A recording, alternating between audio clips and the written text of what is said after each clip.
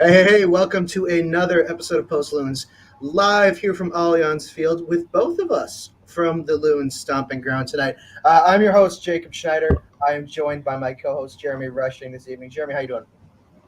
I'm good. I'm good, Jacob. I wish we were talking about a little bit of a better result, but a lot of discussion, a lot of conversation to be had, nonetheless. So, yeah, really excited to get going here, and excited to be back on the show that I started, which is weird. Yeah, That I'm a guest. I'm kind of a guest on my own show, but not really. So it's kind of a weird feeling. But you've been doing such a good job holding down the fort on Post Loons. It's like, you know what, Jacob? Let's have you do your thing, and I'll try not to screw it up. yet I can't seem to figure out the camera angle properly before the show starts. Sometimes we just have to roll with it. You got to be like me. You got to bring the laptop stand to Allianz Field. Be a Oh, real, yeah. I probably looked really dumb doing it, but hey, it's working out. The camera angle for me is great. yeah, Speaking of camera angles on me, how about the TV broadcast? Getting a little glimpse of this, little this um, action on sh- the Apple TV broadcast when they were Shout showing out Heat. to a good friend of the podcast, good friend of the show, Mr. Tom Bogert over at the Athletic. Put out a lovely photo of the Loons gaffer Adrian Heath this evening on social media. In due fairness, it was shown on the broadcast. But Jeremy, my laptop is actually where he was seated this evening. I'm in his chair that he sat in during the game. Oh So I wow. think I think I might have a little props here above you. Where was he sitting more though? On the table or on the chair? Good Because question. Probably the table. So I'm going to put my hands up here. there we go. There we go. All Well, we right. got a we got a ton of questions and comments, Jacob. So let's jump in here. Well, before we do that, like I said, we're live from Allianz Field. And it's a tough night for Minnesota United. It is a 4-1 loss to Austin FC. A night on 14 corner kicks, 55% possession, over a 2.15 xG, and frankly, a disappointing home result, which has been a trend for the 2023 campaign. The fans deserve better. The players deserve better. More is going to come. Change is going to come. But it might take a little longer than they'd hope. I'll say this: I think the Leagues Cup is coming at the perfect time for this squad in terms of momentum, in terms of growth, in terms of bringing players in. So we'll see where that goes. But folks, before we get into questions, before we get in the show, give us a like. If you are on Facebook, if you are on YouTube, if you are on Twitter, share the stream. Saw some likes, get some comments in the chat. Make sure you share it, and support us over here at Sota Soccer. We're really happy to have you join us here. Like I said, we're live from Allianz Field. We just got out of the press conference where we spoke with first-time goal scorer, his first professional goal, Devin Paddleford. And First then MLS goal. first, yeah, Technically, MLS Next Pro is pro. So fair. First professional Major League Soccer goal from Devin Paddleford. And then MNUFC captain Will Trapp, too, and we'll touch on what they said later. But for now, we're going to talk about what you guys are talking about. So send us those questions in, and be sure to share on social media as you're watching as well. So without further ado, let's get our first question up in here from MNUFC podcaster, content creator himself, David Naylor. Boxy's absence wouldn't hit that hard, but sure it felt like it. Jeremy, every single person we spoke to post-game, Adrian Heath included, mentioned Boxy's absence tonight. What did you see on the pitch in terms of that right center back role and the gaping hole that was Michael Boxall this evening? look, Boxy's absence was felt, and I guess at some level it can be an excuse, but I also think it's not an excuse. So here's where his absence was felt.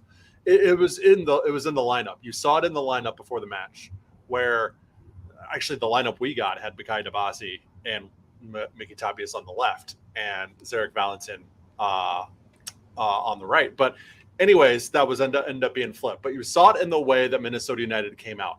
Mikhail Dabasi, who is a left back, left center back specialist, now has to move over and play right center back, which is it's one spot over, yes, but it is a different position when you're playing against your better foot. He's a left-footed player playing on the right. It makes a difference which side of the pitch you're playing on the back line. I'm not going to say it doesn't. It 100% does. Is that an excuse for? Is that one omission of Michael Boxall an excuse for some of the ball watching and just some of the lack of marking that we saw numerous times that led to nearly every single Austin goal in this match? Is that an excuse for that? No. Did it have an effect? Absolutely. Did it put Minnesota United at a bit of a disadvantage defensively? Absolutely. But is it an excuse for giving up 4 goals to Austin and a hat trick to Sebastian Driussi? No, I don't think so. I think you're kind of leading into what David followed up with, and it was, what was the exact, what was the most broken part of the back line tonight? Was it the scheme? Was it the specific players? And I'm going to touch in on this one, Jeremy. I'm going to go on and say I think it was the incorrect choice to swap your fullbacks tonight. I don't think Zarek Valentin is as good of a left back as a right back, whereas I think DJ Taylor can perform at a high level at both right back and left back. And the miscommunication was evident. I mean, Miguel Tapias and DJ Taylor had a connection. They're on the same page. Valentin and Tapias were not on the same page tonight. And then Dabasi and Taylor weren't on the same page tonight. It didn't feel like there was any cohesion along the back line. It felt like Clint Irwin was even uncomfortable with Bakai Dabasi as a right center back. We saw early in the first half, there was an instance where he dribbled too much with the ball in his own box and was forced to kick it out close to where the end line was. And it was because Bakai Dabasi wasn't in a space where he was comfortable to release the ball when playing out of the back, where normally Michael Boxall would be. And where normally Zarek Valentin has been over the past few weeks and in the last match where Clint Irwin played. So I think, overall, that's my biggest quarrel with the defensive scheme tonight. I just don't think swapping the fullbacks was the correct decision. But Adrian Heath's thought process, the wording he told us post-game, was because he wanted to get that forward momentum through Bongi Hlongwane on the right wing and DJ Taylor on the right wing, some overlapping runs, get some movement up the pitch. And we saw numerous counterattacks. My God. Yeah. How many counterattacks can a team get? How many times can you send Bongi and Mender down the respective wings or down the middle and not get a goal? It just is unfortunate. But for me, the fullbacks were the incorrect choice tonight, and I do think maybe an option would have been putting Zarek at right center back, DJ at right back, and Bakai at left back. Zarek has played there for his national team. Adrian mentioned on Friday that he would have been comfortable playing Zarek at center back if needed, but that's in the past. The result is the result, and the consequences are now there. Yeah, and look, you could put the combination a million different ways. They're still super thin right now when you're missing Kamar Lawrence, and there's rumors of Ethan Bristow, a 21-year-old left back out of EFL League Two, who potentially coming in. But you have Devin Padelford, who is sort of emerging now in that left back spot as a real competitor for kind of being that first support piece for Kamar Lawrence, even if Ethan Bristow does come in. So there is, I guess, a little bit of optimism on the back line with the reinforcements that are coming in. Kamar Lawrence is going to be back at some point when Jamaica is done at the Gold Cup, but they're looking pretty strong, and I would pick them to beat Guatemala tomorrow and continue moving on. But with that being said, I do think that they are thin at the back line, but I do think the guys that they have back there are good enough to put up a much better performance than what they did tonight, even if you're sort of mixing and matching and moving things around and moving guys in places that maybe aren't their preferred position. They're still good enough soccer players. They're still good enough defenders to, to me, it wasn't positioning. But it wasn't. It was more marking. It was more effort. It was more covering ground that needed to be covered. Not ball watching. That was the issue, not necessarily somebody looking uncomfortable in their particular spot. So we've got Eric Grady, friend of the show, always here supporting us. Thank you, Eric. In the chat saying the XG is a bit overstated. Mender's so unlikely to score, even if he's in close. He's been unlucky of late, but what I will say about Mender is he is growing into his shoes a lot more than I would have thought this season. He is showing potential. He's making the necessary runs. I think one of the things a striker might overthink in any situation, any game, any player is the thought of being selfish. Nobody wants to be selfish knowing they had a player open that they didn't see. So he maybe passed it one too many times tonight, maybe tried to play that extra ball. Be selfish, Mender. Be selfish, shoot, put the attempt on frame, because if anything else, you are testing Stuver, you are testing that back line, and you have confidence as a forward that you're damn right I can put that ball on frame. I can do that and over again. But it just feels like he's overthinking things one too many times in that final third. But I also think, with the addition of someone like Timo Pukki, there's going to be a lot to learn from him, and there'll be some growth there. Jeremy, what are you thinking? Yeah, Mender Garcia is interesting because obviously he is expected to do better than he's doing in terms of finishing. He's getting himself in really good situations, giving himself really good chances. He's running his ass off. But man, it's just not. He's just not finishing. He's just not doing what he has to do to finish those chances that he is working so hard to create for himself. Kind of reminds me of Bongi a little bit before Bongi really started to come into form over the last couple months, where he's putting in the work. It's not a lack of effort with Garcia. Yes. He's not standing around. He's making the moves. He's doing what he has to do. I mean, he was in on goal, 4, 5, 6 times in the first half hour in this match. Yes. Him and Bongi. And it just seems to be that common thread with this entire attack is they haven't been able to finish chances. Mender Garcia is not, he's one of those individuals who is having that problem. I don't know what the solution is for him right now. Maybe having a guy like Teemu Pukki there at the training ground, maybe you can show him a few things. Maybe you can just kind of give him the confidence that he needs to be able to be confident in finishing those chances. But to me, I also see him sort of working himself in shorter angled shooting opportunities than maybe he needs to be. I saw pretty much every time from our vantage point in the press box, he is coming in sort of from the left side of the box when he could position himself more central and give himself a better opportunity on goal instead of putting yourself in a position where you maybe have to curl the ball around the goalkeeper. He doesn't seem like maybe he has that curling, just magic touch on his foot. Again, that's just sort of me speculating based off what I'm seeing, but he's doing everything else he needs to do. And you would think you put that work in, it's gonna pay off for you at some point. But man, it's not working out for Mender right now in terms of finishing. And it's sad to see because again, he's putting in the effort. He's doing the work. Yeah. And Jeremy, briefly switching topics, it's blowing up on Twitter right now, so I figured it's a good time to share it in here. But as the pool reporter for Minnesota United, I submitted a question to Pro tonight regarding the incident in the first half where Bakaida Bassi was committed a foul inside the box. A penalty kick was awarded to Austin, and there seemed to be what I think is fair to describe as Alex Chilowicz standing there waiting for confirmation for VAR for 60 to 90 seconds or so about what was happening. He had his hand up to his ear, he's pushing players away. He himself in that position can't do much because he called the foul and VAR was looking at it, and all parties are in the unknown until he clears it up and saying, hey, penalty, no penalty, or I'm going to go to the monitor. He didn't go to the monitor. He called penalty, and I asked about it. I'm going to read my question, and then I will read his answer for anybody here, and then send us some questions and your thoughts on Pro's response tonight, and maybe what your thought on that play was in general, folks. But in the 45th minute, Bakaida Bassi had a penalty kick called against him in the MNUFC box. Why did Alex Chilowicz not go to the monitor to review the play himself? Additionally, did VAR deem contact was made on the attacker before the ball on the foul committed? Okay.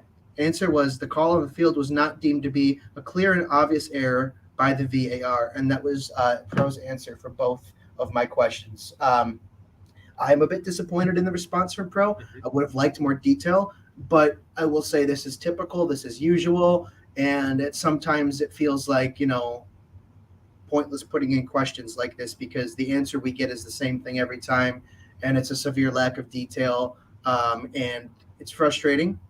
But I will say, at the same time, don't make a sloppy foul like that. You don't need to slide tackle in the box. Correct. You are a veteran in this league, and hold yourself accountable in that situation and say, I need to do better. But that was the answer from Pro. So if that clears it up for any of you watching, I hope that helps. If not, I apologize. I am not Pro. I am just the spokesperson on behalf of their response tonight. So without further ado, Jeremy, we've got a comment in here from Christopher Alfebi on DJ Taylor at left back. He didn't play left back tonight, Christopher, but your comment says, can we please be done with DJ at left back?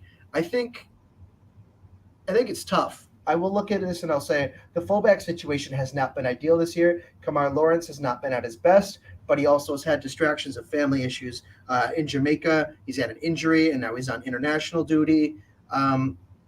Ethan Bristow, transfer target for Minnesota United right now, 21-year-old left back, English and St. Kitts and Nevis dual national, actually. There's a fun little CONCACAF connection.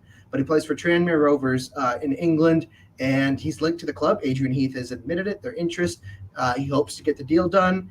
It is not confirmed whether or not it would be a U22 initiative spot, but a left back could be on the way. And if it is not Bristow, there is it is a priority this window. Jeremy, how do you see the Loons fullback situation right now? And is it in dire need of changing, fixing, or is it just continue to grind and be better?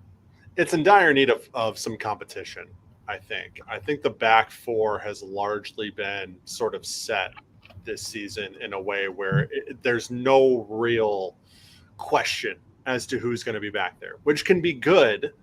But I think we've seen that maybe the guys who are up there could use a little bit of a push. And not to single really anybody out, but I think Kamar Lawrence would be the first to tell you maybe he hasn't been at his best this season on the left. And Yep. So this is a great time for Devin Padelford to be coming into his own. This is a great time for, another young piece to be coming in at that left back position and make it a real competition. And if you're able to push each other, I think, the best man will come out of that. And hopefully they're a big contributor for the team in that left back position, because the fullbacks are so crucial. They're so important to the way Adrian Heath's system operates. And they just, to be fair, DJ Taylor hasn't been playing at his normal position. It's been Taylor and Valentine a lot. And so that's not necessarily your first choice, but they're so important. You need guys there who can make big impacts. And the Loons haven't really had that for large stretches this season, which could be why they're sitting 2-2-5 at this point in home matches at this point in the season. Jeremy, one of the things we spoke about post-game with both Will Trapp, Devin Padelford, to the chat, Padelford, and Adrian Heath was corner kicks tonight. 14 total corners, 2 of the 12 on target, 1 of which was scored, but those other 12 were non-threatening. And it's frustrating to watch opportunity after opportunity be either misplayed or miscued from our perspective. But what we were informed of post game was that this near post flick on was intentional. These short corners were intentional. Everything that we saw from dead ball set pieces tonight was intentional. And Will Trapp explained it as Giassi Zardes, a very large human being, by the way, lines up at the near post for Austin FC on every single corner kick. Their intention was to near flick on over Zardes, who has the most height of anybody in the box, and get ahead on it, back poster in the middle of the box to try and put it past Stuver. And they succeeded once or twice, but they saw when they couldn't get the ball over Zardes, they tried to put it through the middle, get a ball into the box, get ahead on it, okay? Classic corner kick. Stuver collected it the 3 times that happened.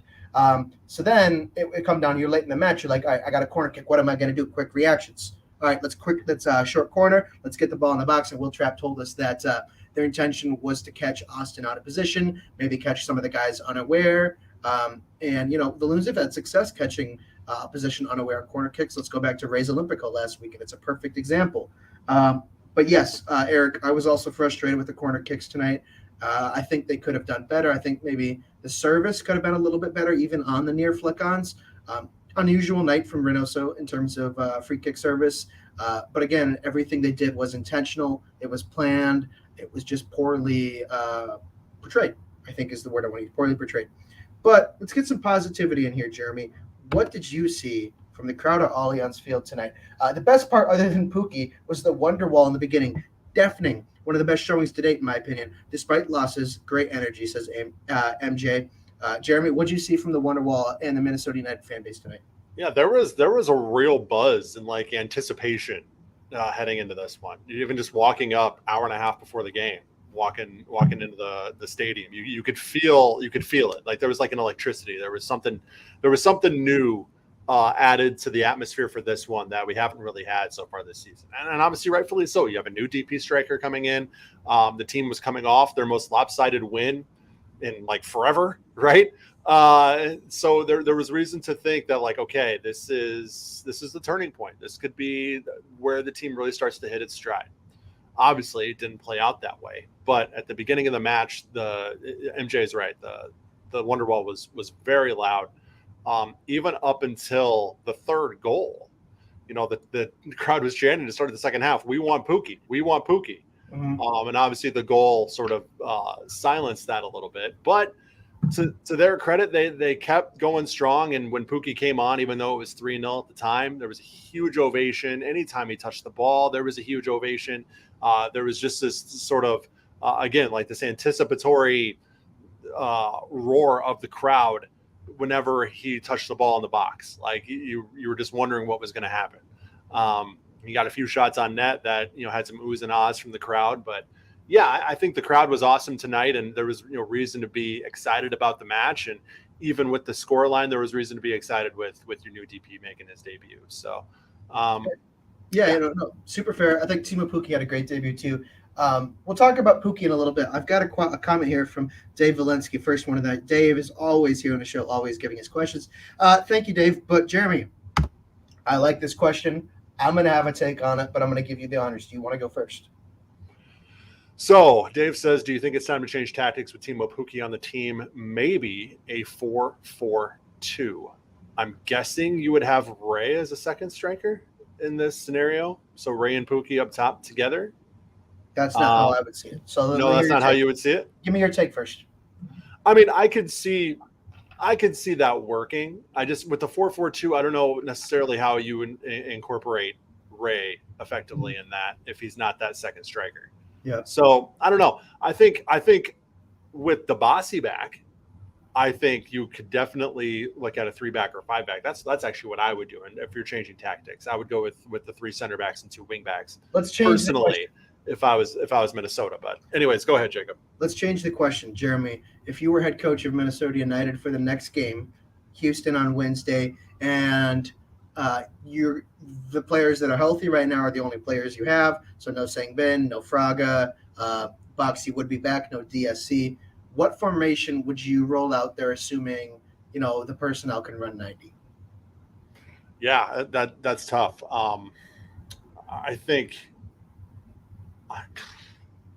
maybe a 4-3-3. I think he sticks with the 4th back. Yep, for sure. So I think if you're looking at it, it's either going to be a 4-2-3-1 or 4-3-3. Considering how I don't know, man. That's tough. I'm actually right with you. I think the 4-3-3 is what we're going to see. So, folks, just to clear a few things up, both Franco Fragapane and Songmin Jeong will not be available Wednesday against the Houston Dynamo. That was clarified tonight. Fragapane will not be available before the Leagues Cup. That was clarified tonight. Sangbin will be evaluated after the Houston Dynamo game regarding his status for LAFC. Adrian said that he's dealing with a very delicate, and I quote delicate, part of his hamstring right now, so they don't want to rush anything back, want to make sure he's 100% fit. But I do think after Joseph Rosales' performance tonight, which left a lot to be desired, I think we could see a 4-3-3 that is eventually changed to a 4-2-3-1 in the second half with Izzy, Ismail Tajuri-Shradi. He goes by Izzy, folks. We're going to call him Izzy on the channel here, on the chat, on the show, everything. I think Izzy could be brought on in that left wing position, moving Ray central. But I think if you can maybe try and control the tempo of the match with 3 midfielders, Bongi and maybe Pukki if he starts, I think that leads for potential midweek. That's how I'd run it. I think Kervin Arriaga is hungry for minutes. I think it's a good opportunity to go on the road where they've had success of late and try and get a result. Yeah, the reason why I'm not sure how to answer that question is I don't know if necessarily formation is the issue. Sure, I get that it's in the middle of 3 games in 7 days, so you're going to have to do some rotation. But you look at the chances Minnesota had early on, and I think when you give up a goal that much in the run of play or against the run of play, I think that is really what contributed to the snowball rolling the way it did defensively for Minnesota. Yeah. I think they were really high off of that early just barrage, that onslaught. I mean, we already talked about how many times that Bongi and Mender were in on goal. Mm-hmm. But then you give up that goal against the run of play, and that's really where you saw things change and saw that shift. So I don't think formationally it was the issue. So if they go out with a 4-2-3-1 on Wednesday, I'm not going to be hooting and hollering about it. I do think seeing a full run out from Timo Pukki I think is something that I want to see. I mean, hopefully, I think he's gonna. I think he's gonna be fit enough. But if he's not, obviously, don't rush it. But you know, getting those early chances from somebody like Pookie, no disrespect to Mender Garcia, but somebody like Pookie as opposed to Mender, you know, that could be a totally game changer, and that could be something that Minnesota desperately needs. Looking purely at fitness levels and amount of time with the club, I would guesstimate, I'm going to use the word guesstimate, even though it's not real, that we see Izzy get a start before Timu, maybe midweek due to that left wing vacancy right now. And like I said, Rosales' performance tonight, if Heath opts to stay in that 4-2-3-1. So we'll keep an eye on that. But one of the things to talk about, too, tonight was another former Minnesota United product who lit up the pitch in MLS. AZ Jackson with the game winner for St. Louis City tonight in a 1-0 victory. He earned man of the match honors. And I've had a few questions in the chat about AZ saying, you know, did MNUFC get this transfer wrong? Is it the front office's fault? You know, what's going on? You know, why did we allow this to happen? And the simple question is, folks, that AZ did request a transfer away from the club. He requested the move. He wanted to be incorporated to the first team sooner last year. He was unhappy. There were, you know, he was lighting it up in MLS Next Pro, absolutely lighting it up. But at the same time, people need to realize that MLS Next Pro is a bunch of kids. You know, you're looking at 16 through 22, 23, 24 is old. 24 is old, and I'm 24. I am old. What, 22 is old. I'm old to be playing in MLS Next Pro. Yes. And there's a big difference between lighting it up against children versus lighting it up against Michael Boxall and Mickey Tapias. So please take that into context when understanding it. But there was just a very slim chance that AC was going to stay at the club regardless. And at the time, they got a good fee for him, and they were able to bring in a prospect in Cam Dunbar, who, frankly, Cam hasn't put a foot wrong when he's had cameos this year. He hasn't really done anything to put himself ahead of anybody, but he is a good prospect still. He might just, you know, be taking a bit longer to fill those shoes that, you know, everybody wants him to fill right away. Like AZ's scoring this goal, he's getting this man of the match honors. What's Cam Dunbar doing? Cam is learning the system. He's growing into the team. He's getting cameos when he can. He's scoring goals with MNUFC too when he can, you know, play down there and also represent the first team on the bench. So I think, you know, there's an understanding there, and take the context into consideration.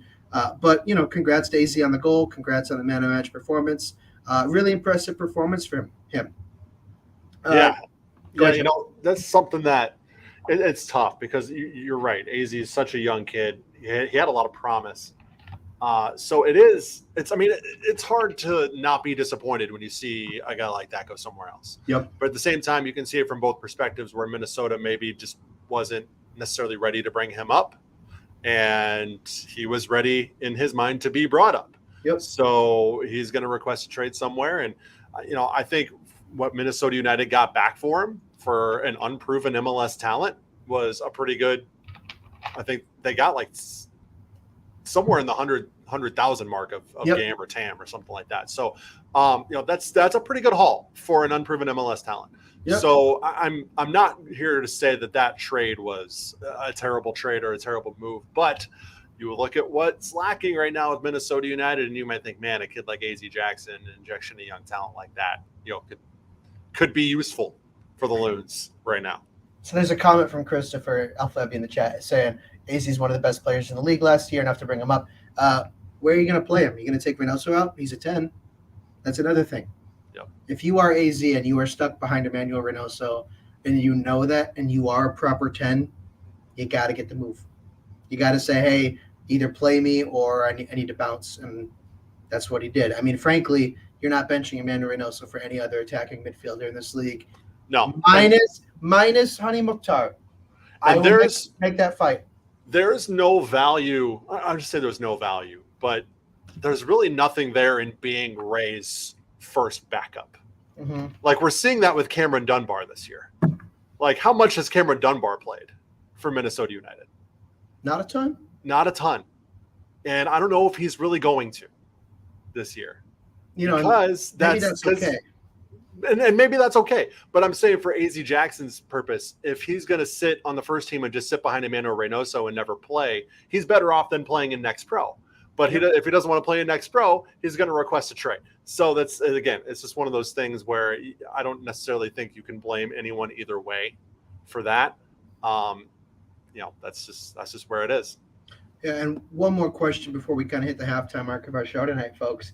Back to the concept of who the Loons attackers are. Eric Grady says Mender, Bongi, Ray, and Pookie would be fun. Who plays on the left? I would think.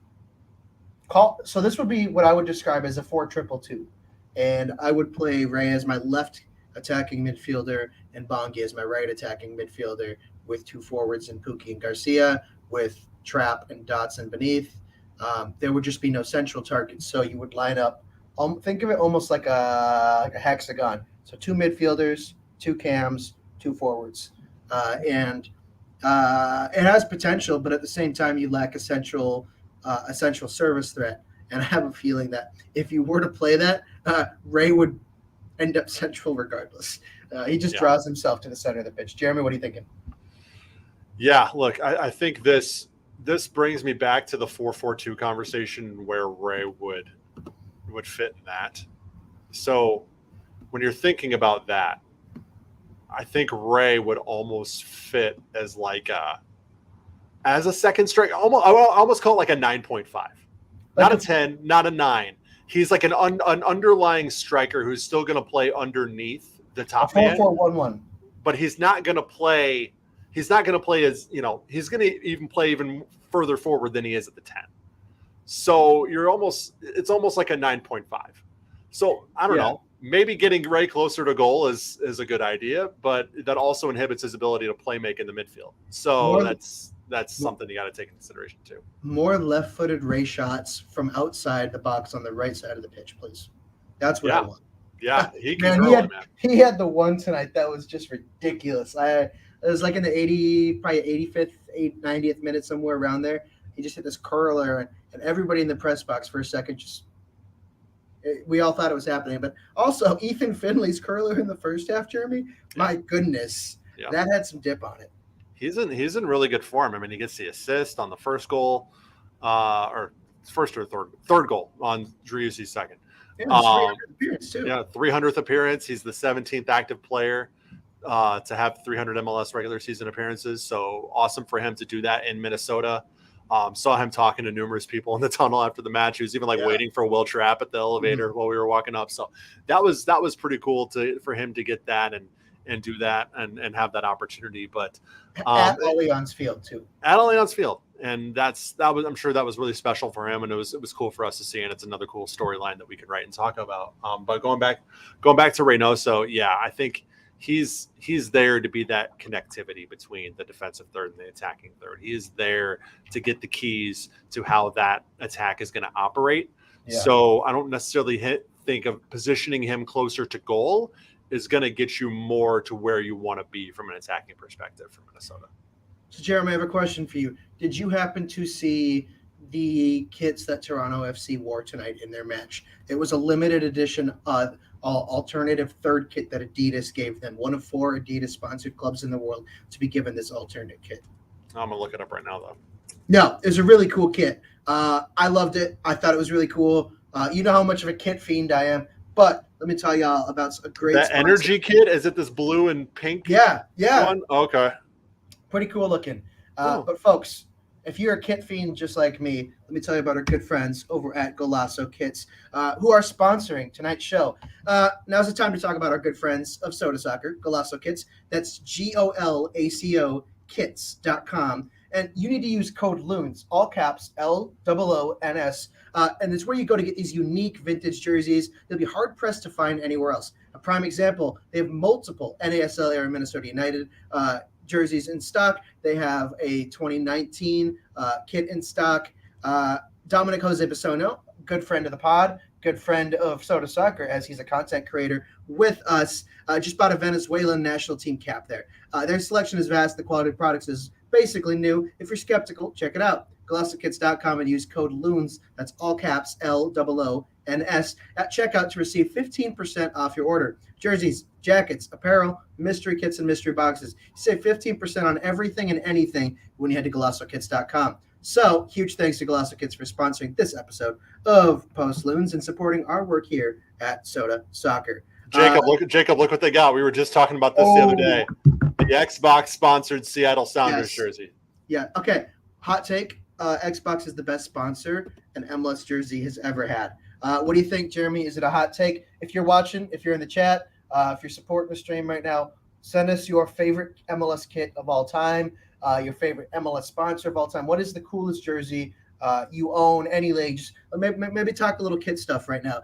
For me personally, I've got this really cool.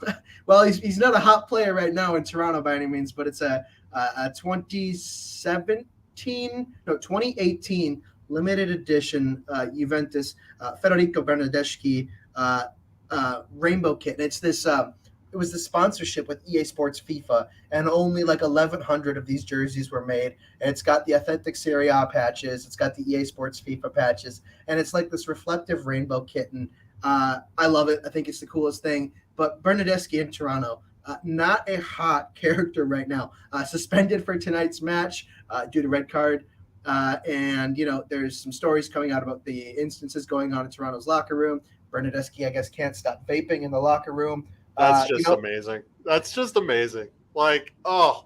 It's like that makes me laugh every time I hear it. It's like that meme where it's like, yeah, we get it, you vape. Yeah, we get it, you smoke cigs. I mean, it's that's the most Italian thing ever, Jeremy. Let's be real. It's the most Italian thing ever. As I throw my hands in the air. Yeah. But folks, our friends over at Golasso Kits are awesome. Here's a good one. Christopher Alfebi says nothing beats 1990s DC United kits. Man, those were beauties. The baggy sleeves, the baggy bottom, tucked in while they're running with the collars. I mean, man, we used to be a country. We used to be a soccer country, darn it. God darn it. Hey, U.S. women's national team kits for the World Cup are pretty cool. I'll say that. There's some really cool World Cup kits also, out there. Before we shout out Megan Rapinoe, announced she's going to be retiring at the end of 2023. And on the topic of women's soccer here, Jeremy, our friends over at Minnesota Aurora, we just want to say one hell of a season. We are so proud of you, and we are thrilled to continue to cover you. We love the coverage we produce. We love our supporters, our readers, everything. Heroic effort in these playoff run. Unfortunate loss today, 1-0 to the Indy 11. But, I mean, incredible performance, incredible team. Jeremy, anything to add on the Aurora? Yeah, it's just, it was a dominant season. They set a USLW league record with 60 goals on the season. They led the league with a plus 56 goal differential in the regular season. It was just absolutely dominant. There were a few teams, though, nationwide that were sort of up there at that level, too. Even though Aurora was so dominant in their division, they had 4 or 5 teams nationwide that were head and shoulders above the rest. Aurora was there, but Indy 11 is also there. So it was always going to be a close one. And unfortunately, it went Indy 11's way. Last year, it went Aurora's way when they played 11 in the playoffs. And this year, it went Indy 11's way. But, no reason why, if Aurora stays in the W League, that they shouldn't be a top contender again in 2024. They'll be back for sure and be a lot of fun to watch again. Hey, if all you average is 1 loss per season, that's pretty damn good. Yes, I would say so. Undefeated regular season, but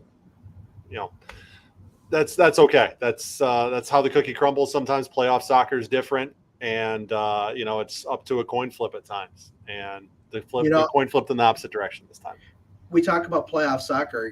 My favorite playoff soccer memory, we're going to talk MLS here, is RSL and the Seattle Sounders going 120 minutes scoreless, 0-0, and then RSL winning in penalties to out the Sounders. Was it like 2 years back? And the RSL didn't have a single shot on goal.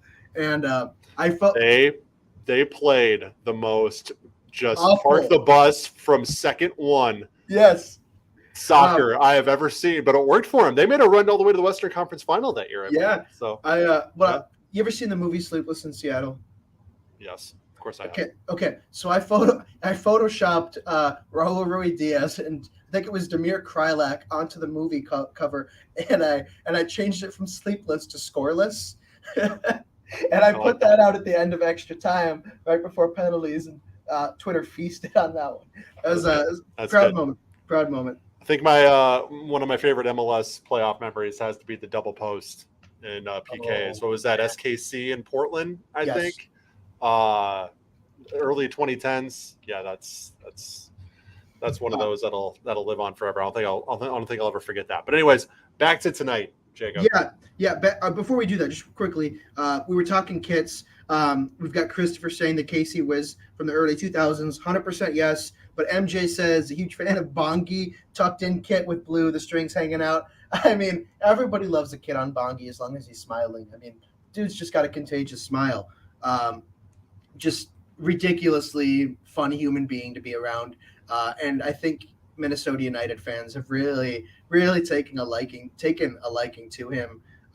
And, you know, I think media have too. I think we enjoy being around him just because he is, you know, he's just so passionate about everything Minnesota soccer right now. And it's you know, it's fun to see that little spark in someone's eye. Yeah, and you know, he's been in really good form lately, and he probably should have had a goal tonight. And so he's one of those players that you just get really excited about his future with Minnesota United, and you hope he can be an impact player for a long time. So Jeremy, looking ahead for Minnesota United's schedule now, Houston Dynamo midweek, LAFC at the weekend, and then the Leagues Cup.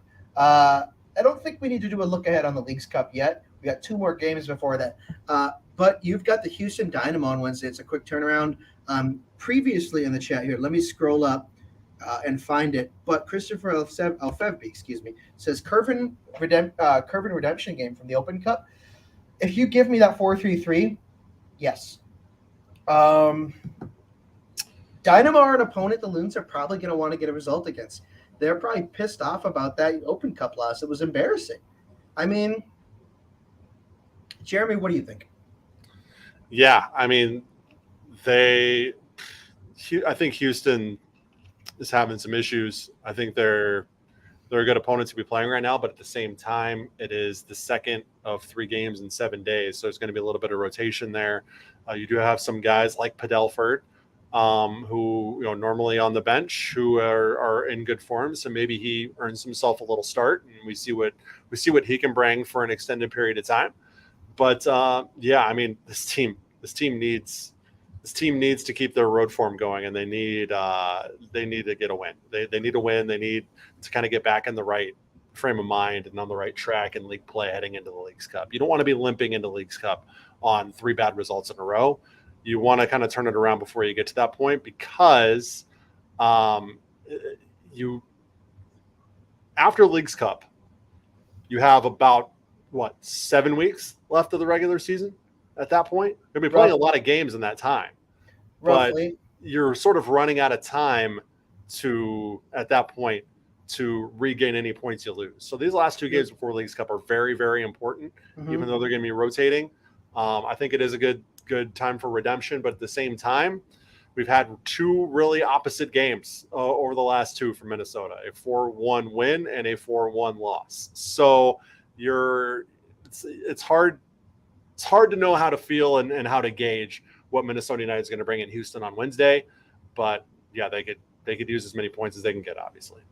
We'll look at Houston's form right now. On the 24th, they lost 3-0 to Austin. On July 1st, they lost 1-0 to the Sounders. And today they drew Sporting KC 2-2 with a 98th minute equalizer from Franco. I mean, KC are a really good team right now, folks. They are in unbelievable form after the disaster that was the start to their season. They had a bad 1-0 loss to Chicago 3 weeks ago, I believe.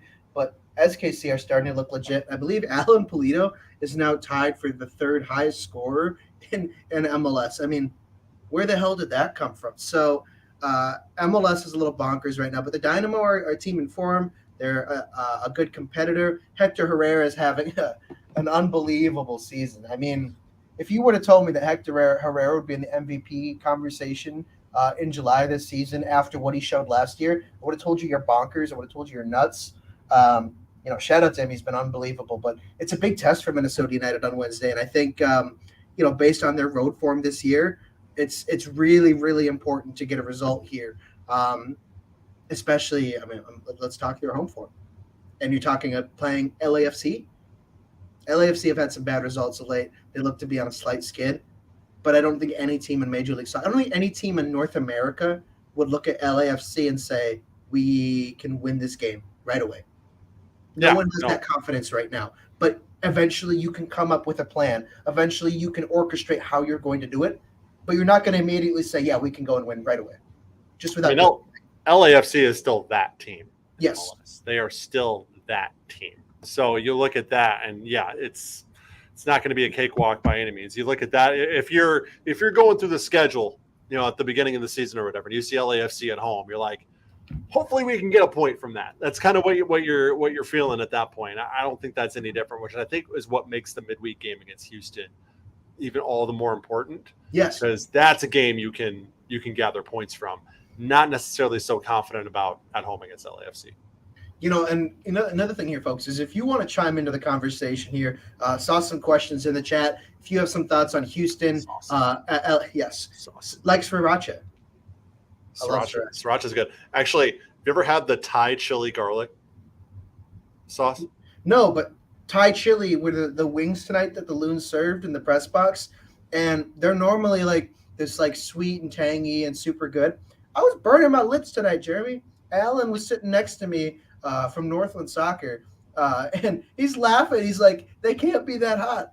They do wings like every week, and I'll have like 2 or 3 of them as an appetizer, and I love them. Tonight, they were ridiculously hot, and my lips were burning. I don't know what happened. I don't know what they did, but I like spice. I did not expect that.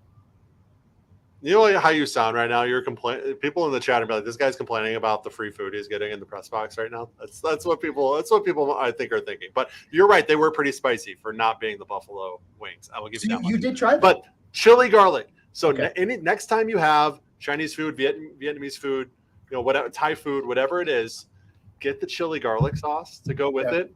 It is insanely spicy. Ooh, but it is it's so good. Okay. Like it's wild. Quickly, David says the most Minnesota thing I've ever heard you say. Pipe down there, Des Moines. Anyways, back to it's Cedar Rapids, but yeah. Same thing. Nobody likes Iowa. Love you. Much love to our friend David Naylor, a content creator here at sotasoccer.com and good friend of both Jeremy and I. But Christopher says, classic 8-game win streak incoming. We're winning the Leagues Cup, baby. I think I'll talk Leagues Cup next weekend after LAFC. I don't want to get ahead of myself right now because I want to, maybe gauge a little more about what to expect. Maybe see if there's some more signings coming over the line and see what happens. But we'll talk about that next weekend. Leagues Cup is exciting, I will admit. But, folks, if you've got anything else you want to chime in about tonight from the loss to Austin FC 4-1, the potential Ethan Bristow signing, what we saw from finish forward, that we're going to call him the finisher, but Timo Pukki tonight. Welcome to Minnesota, Jacob. Welcome to Minnesota. Yeah. But why'd you say that like you're Irish? Did I? Okay, I tried. Let's no more accents. Okay, back, Jeremy. I got to focus up here. Stop interrupting me.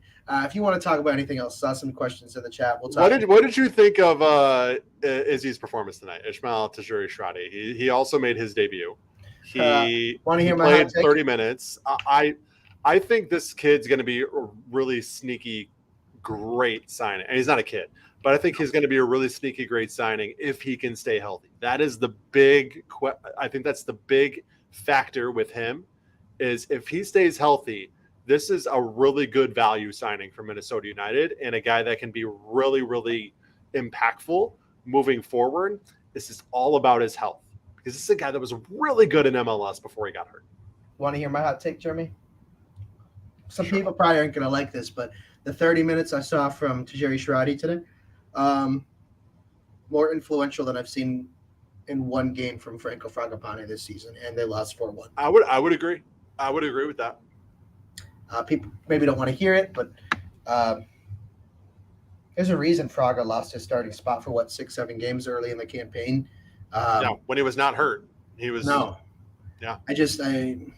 He is not doing what needs to be done on that left wing position. But it is unfortunate he's injured right now. But the Loons need more out of him when he's healthy. I miss Songbin a lot. I like his energy. I think he is a very influential player to the attack. I think he's going to combine brilliantly with Teemu Pukki. Where do you put him? Do you put him at Left left wing. wing? Do you put Songbin Songbin or Izzy? You put Songbin and Izzy Songbin. sort of is that wing depth option? So Izzy can come in at left wing, at cam, or right wing. He's played all three. Yeah. Mender can be the backup behind Teemu Pukki. You still have Kervin Arriaga for the midfield. You still have Cameron Dunbar if needed. You have Emmanuel Iwe when healthy. And, there could be another potential signing mixed in there that Adrian has hinted about in terms of a depth piece for the attack. One thing that did intrigue me that Adrian said this week was that they're fielding a lot of calls about trades within their squad. Other MLS teams are sending calls in saying, hey, is XYZ available?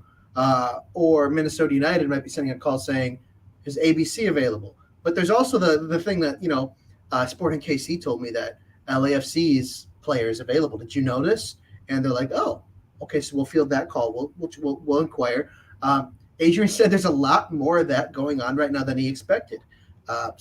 We could be, in for a fun little transfer silly season coming up, excuse me.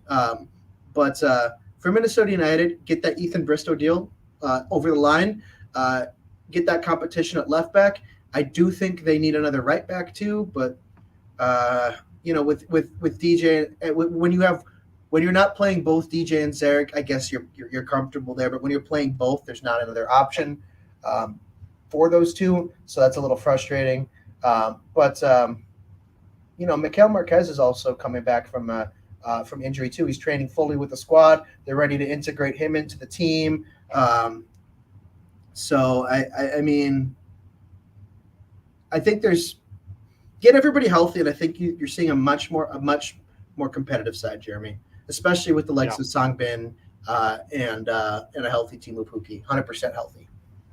Yeah, and keeping those guys healthy and keeping those guys out of card accumulation trouble too. We've seen it both from Kervin Arriaga and Michael Boxall already this year. And those are two. I mean, Arriaga on his day is one of the most influential players on this team. Obviously, Michael Boxall same way. Yes.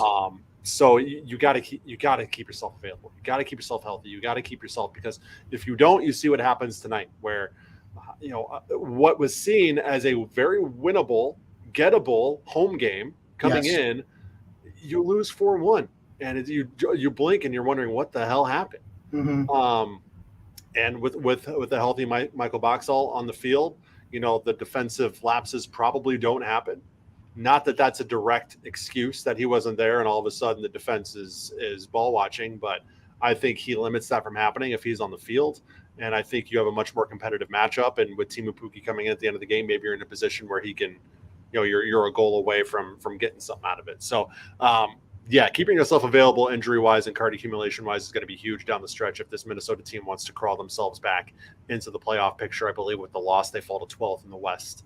Not ideal tonight, and it's not where you want to be, obviously. Speaking of MLS around the league, Jeremy, I'm going to do a little wrap-up of results from around the league here. Yep. We're closing out on the West Coast games. They're in the late stages of the 80th minutes, late 80-minute mark, so we'll maybe get some final results in by the end of the show here. But the 6:30 kickoffs, we saw Atlanta United beat Montreal 1-0.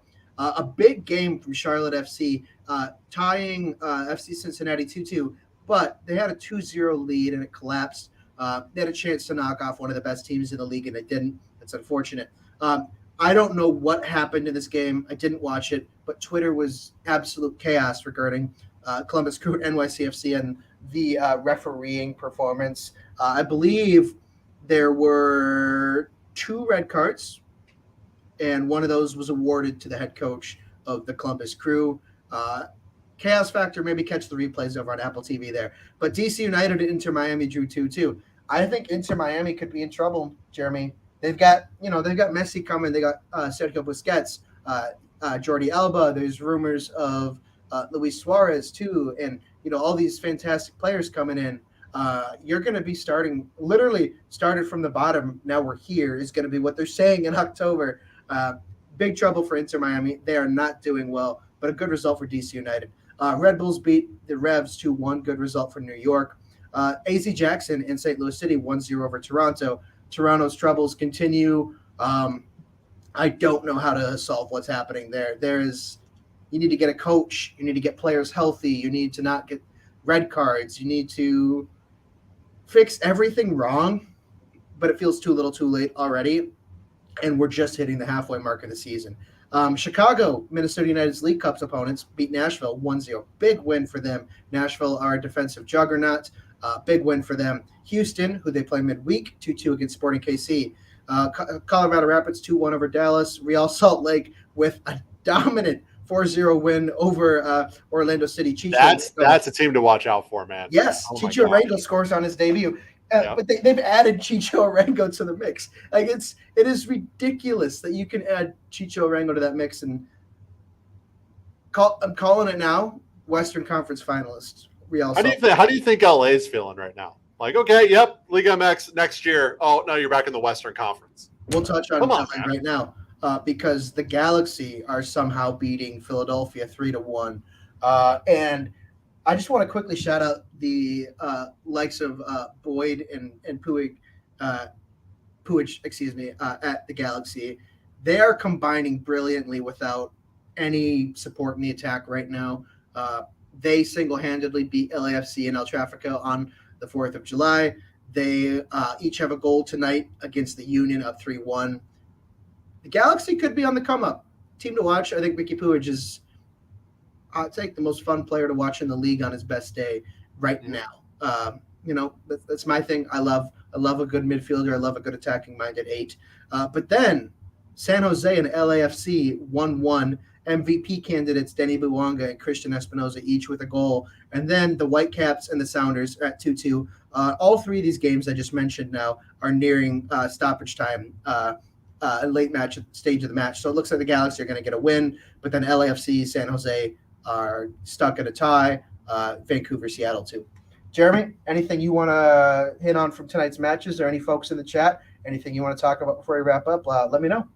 I mean, we just talked about how Minnesota being 12th in the West isn't ideal, and it's also not ideal when you have as many teams in front of them playing as well as they are. We talked about Kansas City sort of playing themselves in really, really good form right now. We talk about RSL, who I know they're near the top of the table. Vancouver, San Jose with Espinoza. Like there's a lot of teams in the West that are pretty darn good, that are on the good side of the spectrum of bad to good. They're on the good side of the spectrum. Yes. So it's going to make it that much harder for Minnesota to climb out of that spot. Sure, there may be 4, 5, 6 points out of a playoff spot, and that doesn't seem that deep of a hole in the grand scheme of things. But it's not like you have pushovers to leapfrog here to get into those playoff positions. So that makes a result like tonight against an Austin team that you see as one of those beatable teams in the West. You got to get as many points as you can while you can. I know that sounds dumb to say, and it sounds so elementary to say, but man, when you're playing a team that is beatable, you got to find a way to get it done. All right, here's our final question tonight. We're going to take it from Christopher Alfebi. Thanks for hanging out all night here, Christopher. You've been sending questions the entire time. We appreciate you. The math for Miami makes no sense, both roster-wise and points-wise. They're not making the playoffs. What I'll say about the roster is Busquets as a DP makes sense, but it's been reported that Jordi Alba would be a TAM or GAM signing, which makes sense. But people are like, is Inter Miami going to make the playoffs? Right now, as we speak, they are 8 points outside the playoffs. That's pretty easy to make up if we're being frank. 8 points is doable, but that's for the play-in game. If they want to be safe in the playoffs, they're 12 points out. So, hot take is, what if Inter Miami don't make the playoffs despite having Leo Messi? I don't know. But what I will say, too, is I'll add on here, is Joseph Martinez is starting to look like Joseph Martinez again, and that's scary. Add pieces around him that are solid. That's terrifying because Joseph Martinez is on his best day. Joseph Martinez on his best day is one of the most prolific and terrifying goal scorers in MLS history. Let's be honest. So it's exciting for Miami to get those pieces in. Exciting to build around an informed striker. Exciting to offload Pizarro to the Galaxy, which is one of the rumors right now. Adrian Heath mentioned this on Friday. He goes, "I didn't expect the Galaxy to be chasing Pizarro, but here we are. That's happening. I didn't expect any MLS team to be chasing Pizarro. It feels like a waste of money right now. He's just not performing, and he is on a ridiculously high salary." Leave it to the Galaxy to take a flyer on. Leave it to the Galaxy. Okay, last one, Chris. All right, then we're wrapping up. He says, "Who's going to run on the Miami team?" You don't need to run, just vibes. Well, look, here's the thing about Miami. No, they're probably not going to make the playoffs in 2023, but I don't think Miami is worried about making the playoffs in 2023. I think they're worried about winning MLS Cup in 24-20. You know what I'm saying? They're going to, no matter how they finish in 2023, if everybody's healthy, they're going to be the betting favorites to win MLS Cup next year. Hands down. Watch Miami win the Leagues Cup and we'll miss the playoffs. And then win CCL next year. Oh, my God. All right, folks. On that note, we're going to wrap it up here from Allianz Field. Like I said, Jeremy and I are both live from Allianz Field. This is a first for Sota Soccer to have both show personnel here at the stadium, so that's pretty cool. We're the last ones here. Press box is dead. I don't see anybody over there. No, I just see. They've even dimmed the lights. We might have to lock up on the way out, Jacob. Yeah, they. All I see left is Jeremy's brisk iced tea cans. All 6 of them lined up.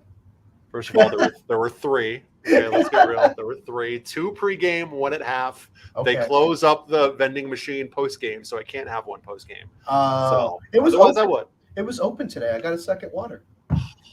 Yeah, tough luck, man. Tough luck. I'm sorry. All right, folks, live from Allianz Field. It's Austin FC 4, Minnesota United 1.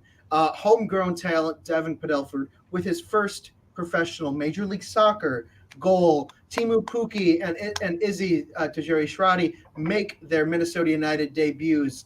The Loons are back in action midweek on the road against the Houston Dynamo before they return to Allianz Field next Saturday to host LAFC, one of the most intimidating teams in North America. It'll be a match to remember here at Allianz Field. And as you know,